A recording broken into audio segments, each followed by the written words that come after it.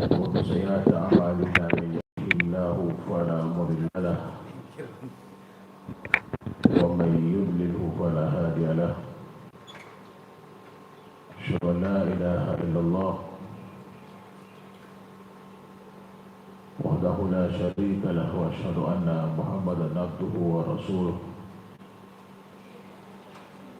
اللهم صل وسلم على محمد وعلى آله وصحبه وسلم تسليما كثيرا أما بعد. Bapak Ibu yang dirahmati Allah Subhanahu wa taala, alhamdulillah atas nikmat iman, Islam, kesehatan dan afiat, sehingga pada kesempatan ini Allah Subhanahu wa taala pertemukan kita kembali dalam keadaan sehat walafiat,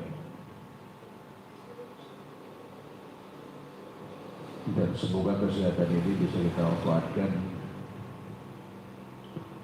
untuk senantiasa bertakwa kepada Allah Subhanahu wa taala, dan ini merupakan salah satu tuntutan Allah kepada kita. Salawat dan salam senantiasa kita berikan kepada Nabi kita Muhammad sallallahu alaihi wasallam beserta para kerabat, sahabat dan pengikut setianya sampai hari kiamat nanti. Bapak Ibu yang dirahmati Allah Subhanahu wa taala, tidak terasa waktu begitu cepat berjalan. Sekarang kita sudah berada di bulan Zulqa'dah. Padahal Ramadan baru kemarin ya. Syawal sudah lewat, dan sebentar lagi kita akan memasuki bulan Zulhijjah. Tiap tahun waktu terus berputar sepanjang hidup kita. Ini bukan berarti menambah usia kita, justru mengurangi jatah hidup kita di dunia. Dengan kata lain, ya, durasi hidup yang Allah berikan kepada kita itu semakin berkurang. Bersama dengan itu, Allah sebenarnya ada guru kita, bahwa kita setiap waktu, dari waktu ke waktu, itu sudah mendekati kematian yang barangkali kita berupaya menundanya. Padahal kematian itu tidak bisa ditunda. Bahkan Allah menegaskan, karena kecenderungan manusia ini takut mati, tapi tidak pernah atau jarang mau membekali diri untuk kehidupan sesudah kematian itu. Begitu ada tanda kematian, seperti misalkan uban bukan hanya tumbuh di rambut, tapi di jenggot juga. Kemudian diwarnai biar terkesan muda. Wajah keriput dicoba dikencangkan kembali, apapun caranya dengan teknologi yang ada. Gigi yang bolong pun ditambal supaya nampak rapi dan bukan tidak boleh itu. Makanan sudah banyak dipantang. Bahkan mungkin ada makanan tertentu yang tidak bisa dikonsumsi. Kalaupun bisa dikonsumsi, mungkin porsinya sudah tidak seutuh dulu. Mungkin dah seperempatnya, paling tidak atau nyicipin. Nah, kondisi-kondisi ini sebenarnya negur kita, Pak, Bu, Anda udah tua.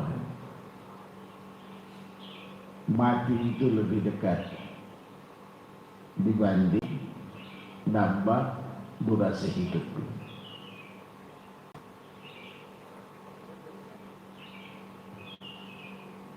Allah Subhanahu wa taala katakan, innal mauta alladhi tadruna minhu fa innahu mulaqikum. Sungguh kematian yang kalian berupaya lari darinya itu akan menjumpai kalian. Kematian itu akan mendekati kita.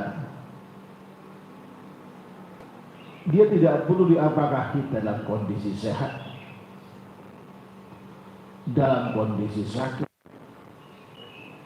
Yang penting dia akan datang di saat yang tepat. Apakah kondisi kita dalam ketaatan kepada Allah atau sebaliknya dalam maksiat kepadanya?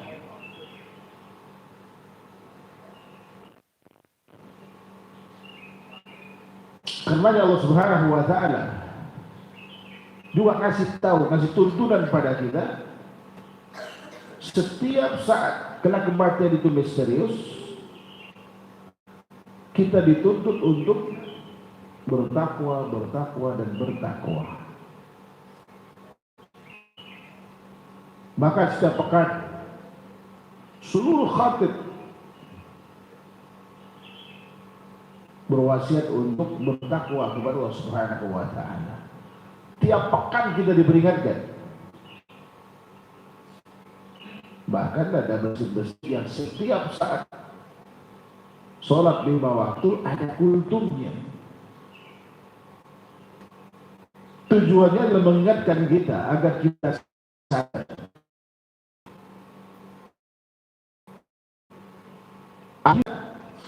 Mampu mewujudkan apa yang Allah inginkan. Wala tamutunna illa wa antum muslimun. Janganlah kalian sekali-kali mati kecuali dalam keadaan Islam. Mati itu adalah pasti.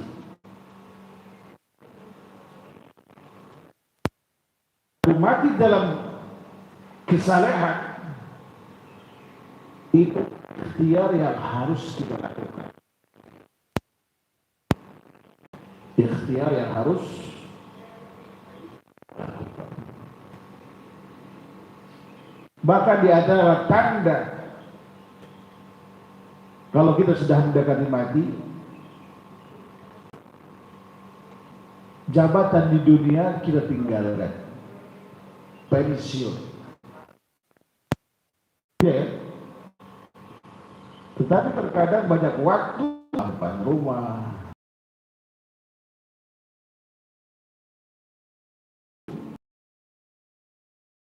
saya kunjung ini bukan tidak boleh. Setelah pensiun itu sibukkan diri untuk hal-hal yang manfaat untuk akhirat kita. Kalau usia pensiun ada 56 ya, tapi ada yang 60, apa beda gitu? Saya tidak ngerti. Ada pensiun di usia 68, mungkin profesinya ya lihat, keahlian. Ya kapanpun kita pensiun, itu bagian dari tanda kalau kita udah nggak lama lagi, bukan hanya pensiun dari kerjaan. Pemerintah atau tempat kerja kita kasih kesempatan bagi kita, udahlah yang taubat aja dulu. Cukup maksiatnya dari usia 22 tahun sejak awal kerja sampai 56 tahun. Berapa lama itu Pak? 34 tahun. Mungkin ada yang 36 tahun atau lebih dari itu.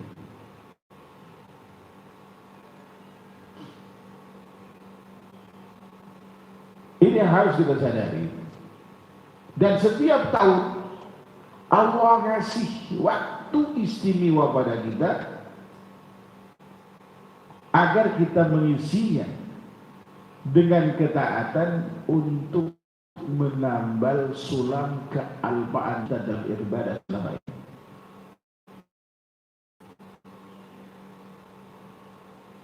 Allah kasih kita waktu Zulqa'dah, Dzulhijjah, ada Muharram, ada Rajab. Seluruh amal yang kita lakukan padanya akan dilipat gandakan ganjarannya. Tergantung ya, kita mau milih yang mana.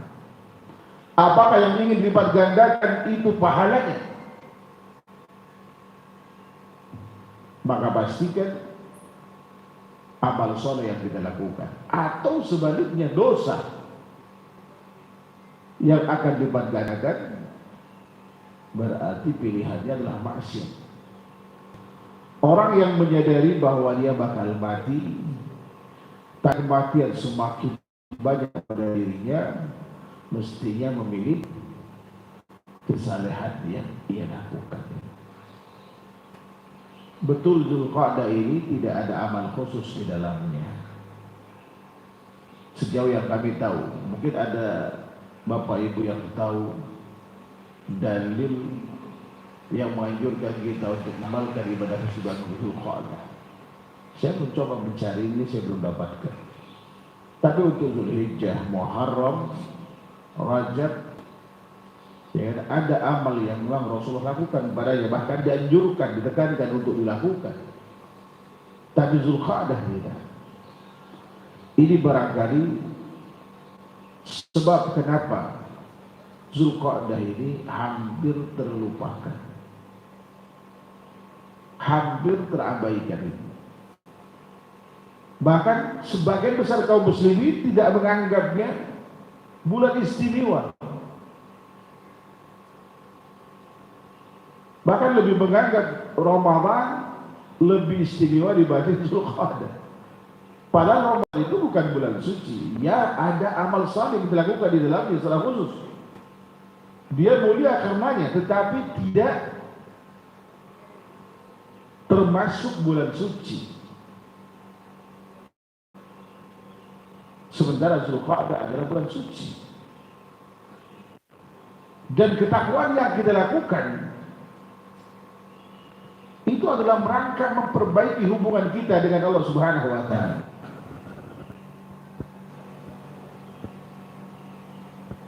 Agar kita mendapatkan posisi yang spesial di sisi Allah Subhanahu wa Ta'ala. Orang yang sangat dekat dengan Allah Subhanahu wa Ta'ala, Allah akan mudahkan sekecil apapun kedekatan kita melalui amal yang kita lakukan. Allah akan mudahkan hidup kita dengan cara, karena kita sadari hal itu. Ambil contoh kasus.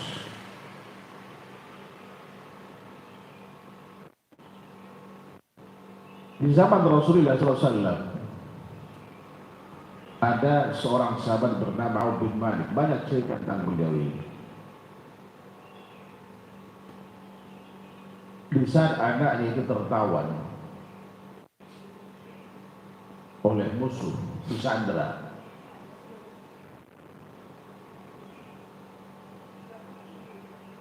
dia kepada Rasulullah SAW dan menceritakan tentang musibah yang menimpa keluarganya.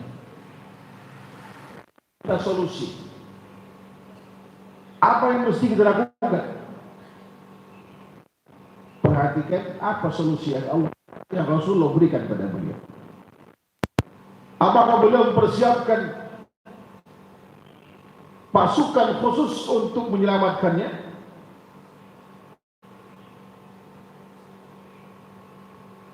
Dengan anggota barangkali yang sudah berpengalaman dalam dunia pembebasan sandera. Ternyata tidak. Ataukah kemudian Rasulullah SAW menawarkan atau berikan bantuan berupa uang untuk ditebus? Ada ini ternyata juga tidak. Nyaris seluruh langkah-langkah yang umum dilakukan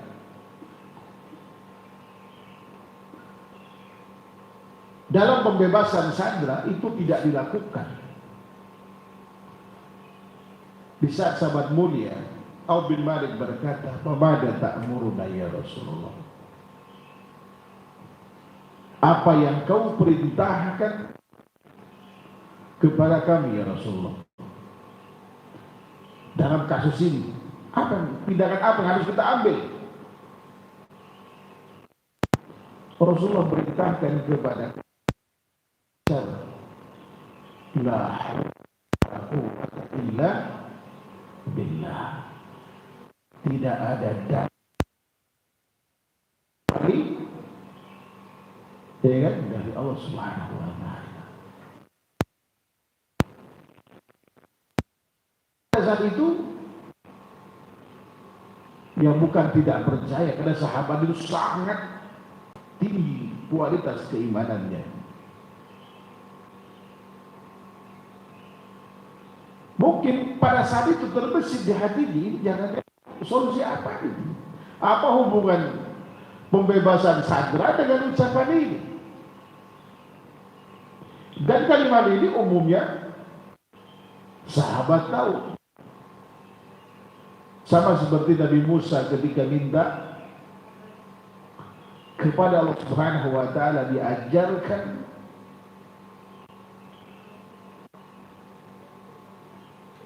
sesuatu yang bisa dengannya beliau ingat Allah, dan dengannya pula kemudian Allah mengajarkan kepada Nabi Musa, "Qul ya Musa la ilaha illallah." Wahai Musa, ucapkan la ilaha illallah. Kata Nabi Musa saat itu, "An-nas yaquluna hadha."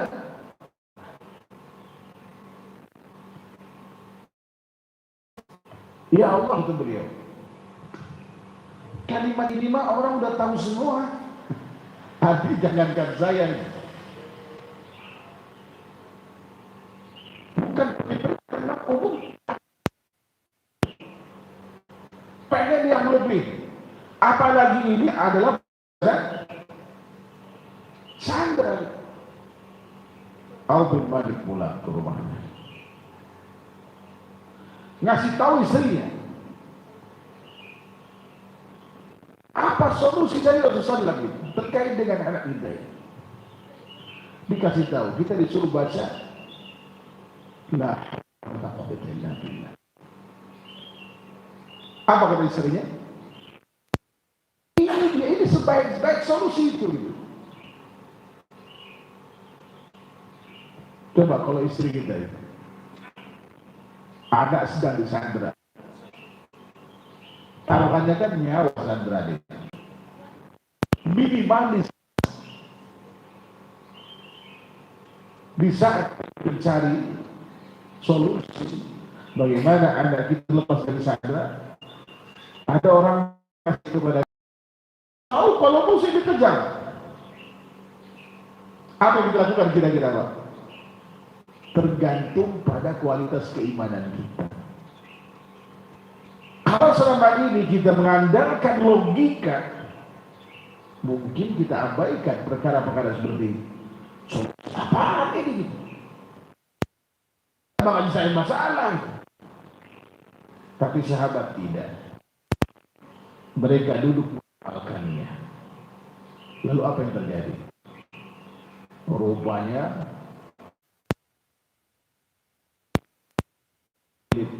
badannya terbuka dan dia bisa kabur dari tawanan itu yang Allah berikan kepadanya dari kalimat mulia ini. Ada onta, indukan onta ini.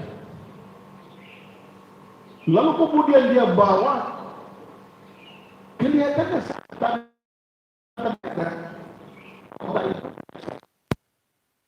kalau induknya diambil, yang dipanut itu, ya kan? Biasanya onta-onta di sekitarnya itu ikut, dan itu ratusan onta yang ikut. Tengah malam ada orang mengetok pintu, nggak sadar kalau itu adalah putranya. Betapa gembiranya begitu dibuka pintu itu, ternyata putra kesayangannya pulang dengan membawa onta yang akhirnya mereka datang lagi ke Rasulullah SAW, minta fatwa tentang mau diapakan onta ini. Kata Rasulullah, manfaatkan sesuai dengan kebutuhan kalian. Ini cari sama ini ghanimah. Pelajaran yang dapat kita ambil dari sini, sekecil apapun ketakwaan kepada Allah Subhanahu wa taala, takwa itu kan menjauhi larangan. Manfaatnya itu akan kita rasa di dunia maupun di akhirat. Kita tahu doa Nabi Yunus di dalam ikan paus selama 3 hari 3 malam bisa mengeluarkan dan dia selamat. Keimanan dan ketakwaan bisa mengeluarkan Nabi Ibrahim alaihissalam dari api di saat dibakar oleh kaumnya. Jangankan kelas Nabi Ibrahim, mungkin kata-kata ini Nabi, ada bakar hidup-hidup karena tidak mau mengakui kenabian seorang Al-Aswad Al-Anasi namanya Abu Muslim Al-Khawlan. Dia sangat menyentuh, jangankan badannya, pakaiannya pun tidak pakai.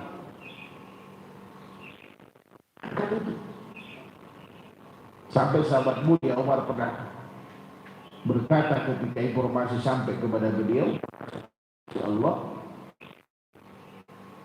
yang telah memberikan Nabi Muhammad apa yang telah Allah berikan kepada Nabi alaihissalam.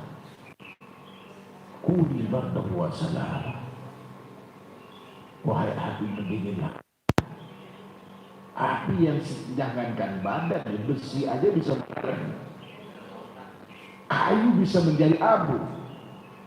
Tapi di saat keimanan, ketakwaan kepada Allah Subhanahu wa taala, kedekatan kita kepadanya, api itu badan Nabi Ibrahim tidak pula muslim. Nabi Yunus tidak mati walaupun tidak ada oksigen, tidak ada makan selama 3 hari 3 malam di perut paus. Meyakini itu karena Allah Subhanahu wa taala turunkan firman-Nya, wa may yattaqillah yaj'al lahu makhrajan wa yarzuqhu min haitsu la yahtasib. Barang siapa yang bertakwa kepada Allah, maka niscaya Allah akan berikan jalan keluar badan dan Allah akan berikan rezeki dari arah yang ia tidak duga. Siapa sangka anak di Suriah hari-harinya makan rumput, dia hidup sehat, badannya gemuk, karena nggak ada makanan yang dimakan.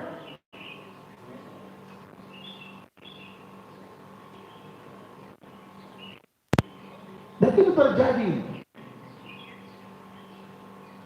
Banyak cerita mujahidin, banyak cerita kaum muslimin yang terzalimi.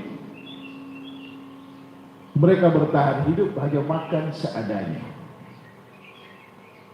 Ada yang makan daun-daunan, ada yang bertahan hidup dengan air, dia minum, karena tidak ada makanan. Tetapi mereka bisa bertahan. Situasi macam ini, kalau bukan karena keimanan dan ketakwaan, nggak mungkin Allah Subhanahu wa Ta'ala firman pada mereka. Allah turun datang memberikan bantuan pada mereka. Dan ini bukan khusus mereka saja. Andai kata kita melakukan hal yang sama, maka kita akan mendapatkan keistimewaan itu.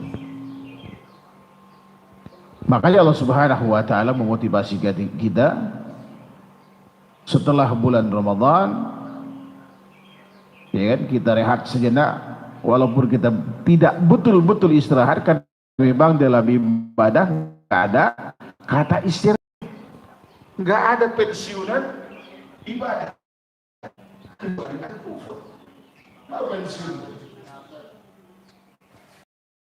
Islam itu melekat pada diri kita, nggak ada cerita yang namanya istirahat.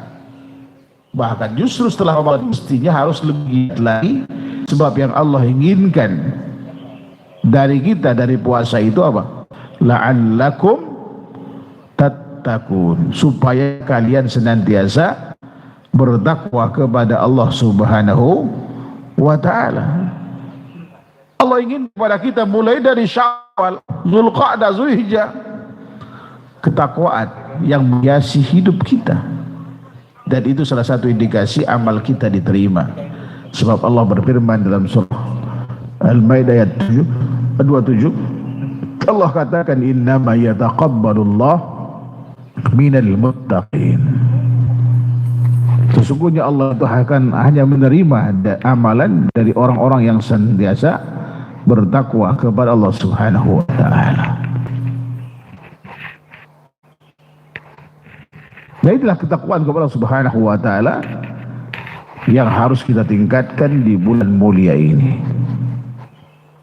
Ya, seakan-akan Allah Subhanahu wa Ta'ala yang memanggil kita, yuk mumpung ini bulan Zulqa'dah, bulan suci, kemudian ada Dzulhijjah, nanti ada bulan Muharram, saatnya harus Anda tingkatkan ketakwaan Anda.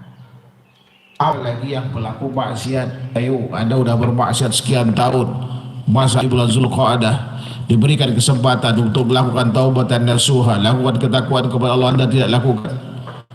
Kapan lagi Anda melakukan itu? Sementara kematian sudah semakin dekat dan dekat. Lalu amal apa yang bisa kita lakukan di bulan Zulqa'dah? Tidak ada amal khusus, lakukan rutinitas kita ini, tapi barangkali yang perlu diperhatikan kualitas dan kuantitas. Kualitas itu tidak mengamalkan kecuali yang disyariatkan, dan tidak mengamalkan yang disyariatkan kecuali dengan cara yang disyariatkan, dan kemudian meningkatkan kualitasnya adalah ibadah sunnah di samping yang wajib yang rutin kita lakukan. Apapun kemudian bentuk amal tersebut.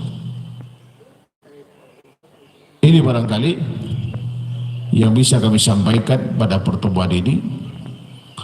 Ada waktu untuk tanya jawab, silahkan. Wallahu ta'ala.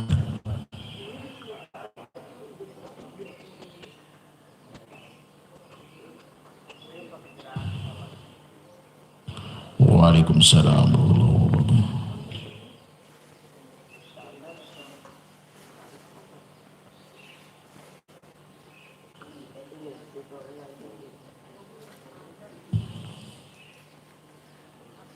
Nama itu saling ya berkonflik lah namanya, beda pendapat dan sejenisnya antara Wahabi dan non Wahabi, sehingga kita kadang-kadang miris melihatnya dengan menyampaikan kata-kata yang katakanlah kurang begitu sopan atau kasar.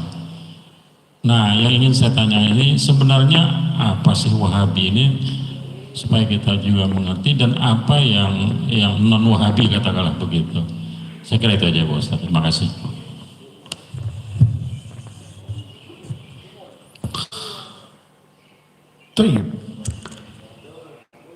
Mungkin ketika ada kajian sunnah di sini,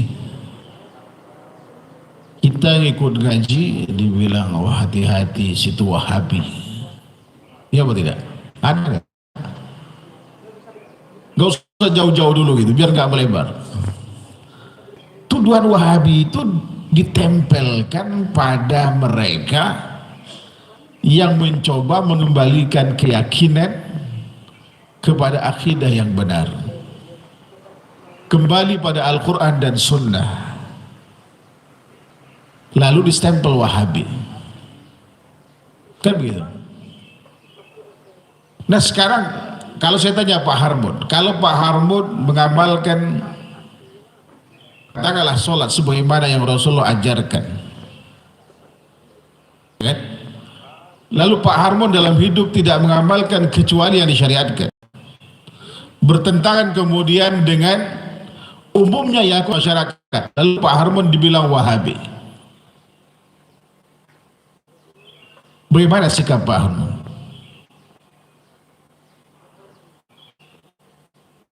Lalu orang menuduh kita, wah Anda sesat, Anda menyelisih mayoritas, siapa Anda? Kan gitu. Gimana Pak Harmon? Sikap Pak Harmon gimana? Apa dibilang Wahabi? Setuju gak Pak Harmon dibilang Wahabi? Dengan kondisi seperti ini, abaikan omongan orang, ya kan? Abaikan omongan orang di saat kita mengamalkan sunnah Rasulullah SAW. Jangankan kita Pak, bukankah Rasulullah SAW pernah dibilang gila karena dianggap menyelisih tradisi, dianggap memecah belah umat, dianggap memutuskan hubungan suami istri, dianggap sihir, tukang sihir. Itu Rasulullah. Apakah Rasulullah tukang sihir? Apakah Rasulullah gila? Tidak. Justru yang gila itu yang nuduh itu. Di kita ini Masya Allah yang disanjung, yang disebut ulama, bahasa Arab kadang nggak bisa walaupun dia keturunan Arab, ya kan? Istri kadang berjilbab, kadang tidak, itu dibilang wali, bahkan mungkin kalau ada moyangnya wali gitu. Semua orang tunduk cium tangan kepadanya. Bahkan ustadz-ustadz mudanya kalau udah datang ke sini dipegang kepalanya atau salaman, wah Masya Allah, tuh lihat adanya tuh gitu ya, nanti akan menjadi besar karena padahal orang ini bukan siapa sejatinya.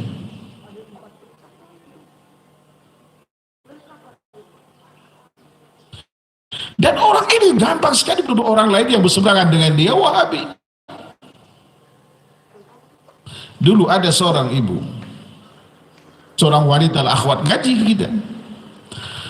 Ketika dia berubah setelah ngaji, ya pahamnya itu berubah pada pakaiannya. Yang tadinya pakai celana, sekarang udah lagi gitu, celana panjang itu, jilbab standar syari. Rajin dia puasa, ada perubahan yang signifikan dalam hidupnya. Lalu tetangganya rupanya memperhatikan dia. Dia bilang, ibu ngaji di mana? Tuh main ibu berubah.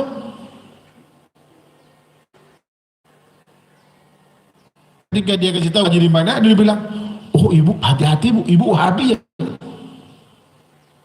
Lalu ngaji, datang di pengajian, dia tanya, Pak Ustadz, emang Wahabi itu apa? Kenapa saya berubah begini dibilang Wahabi? Sekarang saya tanya ibu, kenapa ibu berubah seperti ini? Kenapa pakaian ibu berubah? Apa dia bilang? Ya karena kan saya mengamalkan, saya udah belajar ilmunya, saya praktekkan. Lalu ada sering yang Wahabi. Ini kalau kita yang mengamalkan sunnah dibilang Wahabi, masalah, alhamdulillah. Itu kan hanya stigma. Ya kan? Lalu kemudian, mereka yang tidak mengamalkan sunnah bangga dengan dibilang non-Wahabi. Ada istilah non-Wahabi. Kita menyebutnya ahli bidah kan gitu. Sekarang kalau kita berbeda, ada dai yang setiap ceramahnya itu nggak lepas dari itu gitu. Yang paling menonjol ada 3 seingat saya. Kemana-mana itu kerjaan Wahabi dan sering berdusta orang ini. Sering berdusta. Bahkan ada yang masuk struktur organisasi besar. Dia anggap bahwa ini berkaitan dengan Wahabi, Pak. Buku-buku Sahih Bukhari, Muslim, Kutubus Sittah yang ada di Saudi itu nggak original kata dia. Karena dibakar di zaman Muhammad bin Abdul Wahab. Banyak ulama-ulama kita yang dulu sekolah yang belajar di sana itu membawa buku-buku yang original itu ada di Indonesia.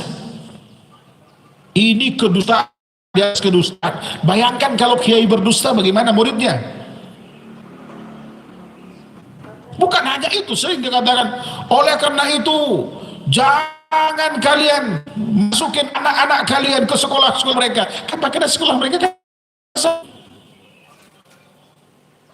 Jangan kalian merubah kebiasaan kalian. Siap kan gitu ya. Dia berkeliling safari di Indonesia. Kita katakan dusta. Buku yang dicetak di Saudi sebelum sekarang itu, yang dijual di Saudi itu rata-rata dicetak di mana? Libanon, Mesir, ada yang di Qatar, ada yang di Emirat, ya kan? Ada sedikit yang dicetak di Saudi Arabia. Ini kan kebohongan.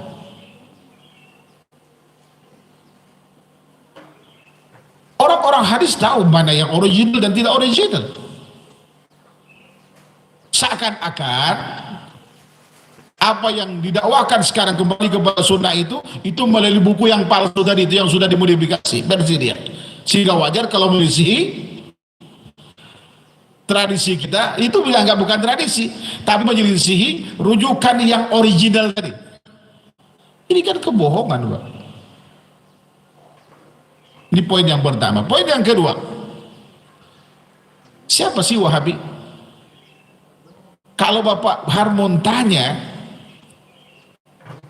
ya kan, mungkin acak aja 100 orang, mungkin yang bisa jawab, mungkin 1, mungkin sama sekali tidak bisa jawab. Coba Pak Harmon tanya aja nanti ngaji di mana, Ustadz yang mungkin dengan non Wahabi tanya, Pak, Wahabi itu apa sih cirinya Tuhan? Saya pernah punya pengalaman tahun 2004 saat haji. Saya duduk di belakang makam baca kitab persiapan ujian. Tiba-tiba ada seorang, saya nggak tahu kalau itu kiai tadinya, jamaah haji Indonesia bersama kawannya mendekati saya. Mungkin dia lihat karena saya baca kitab, ya kan? Yang lain kan baca Quran. Dia dekatin kita orang Indonesia, kenalan. Ada dari mana? Saya Indonesia, Pak. Di sini kerja atau belajar? Belajar, alhamdulillah. Di mana? Di Ummul Qura. Di Indonesia organisasi apa? Ya dulu sih kayaknya saya bilang. Kok bisa itu masuk sini? Gimana caranya? Hati-hati Anda. Di sini itu Wahabi. Di sini itu Wahabi. Saya alhamdulillah mungkin sekitar 3 atau 4 bulan. Akhirnya kemudian saya ambil jalan tengah. Saya ingin menampilkan Muhammadul Wahhab itu berdasarkan pemikiran-pemikirannya melalui buku-bukunya. Itu yang sebenarnya. Singkat cerita, lalu saya tanya, Pak, Wahabi itu apa? Coba. Wahabi itu kalau di kita di Indonesia, yaitu yang tidak maulidan, yang tidak tahlilan, yang kalau sholat nggak pakai usolli, nggak pakai kunut, nggak mau zikir bersama. Ada beberapa. Apakah setiap orang yang tidak melakukan ini dibilang Wahabi? Lalu kemudian saya tanya, Pak, saya ulangi sekali lagi, apakah setiap orang tidak melakukan yang Bapak sebut tadi Wahabi? Oh iya.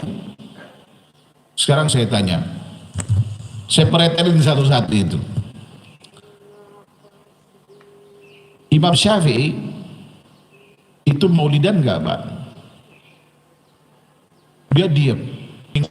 Setelah 158 tahun Imam Syafi'i meninggal. Kalau gitu kira-kira Imam Syafi'i maulidan layak? Sempat dicetak buku ini jual 1.000, saya pernah